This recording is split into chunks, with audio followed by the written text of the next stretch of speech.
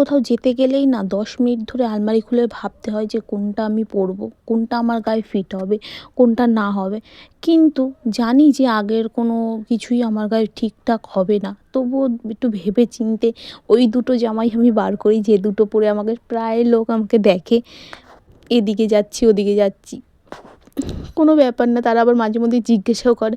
কিন্তু তাদের একটাই কথা বলি, তারা কি বোঝে না যে এখন আগের জামা প্যান্টগুলো ফিট হওয়ার মতন কোনো অবস্থাতে নেই। আর এই যে নতুন কিনবো, নতুন কিনে এই কদিনের জন্য আমি কী করবো? আগের থেকে আমার বডিটা মানে হাতাগুলো আমার অনেকটা লুজ হয়ে গেছে। তা আমি যখন এরকম রোগাই হয়ে যাচ্ছি, মোটা তো আর হচ্ছি না, আগের জামা প্যান্টগুলো আমার সব হবে। এত জামা প্যান্ট আমি কিনে কিনে কী করবো? প্রত্যেকবার নতুন নতুন জামা প্যান্ট কেনা যায় বলো?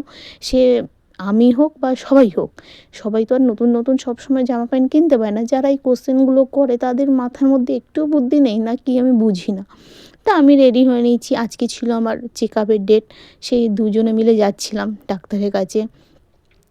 আমি তো রেডি হয়ে নিয়েছি, আমার বরমশাই এখন রেডি হচ্ছে। আর রাস্তাতে এতটাই রোদ, এতটা জার্নি হয়ে গেছে যে দুজনে এসে ক্লান্ত হয়ে গেছি।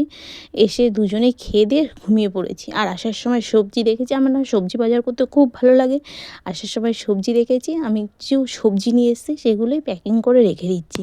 আর তোমরা যারা আমাকে এত সুন্দরভাবে সাপোর্ট করছো, এত সুন্দরভাবে কমেন্ট করছো, লাইক করছো, তাদেরকে অনেক অনেক ধন্যবাদ। আর অনেক অনেক থ্যাংক ইউ, অনেক অনেক অনেক থ্যাংক ইউ। তোমরা আমার এভাবে সাপোর্ট করো, আমার পাশে থেকো। আর তা আজকের ভিডিওটা আমি এখানেই শেষ করলাম। তোমরা ওদেরও পাশে আছি, তোমরাও আমার পাশে থেকো। টাটা।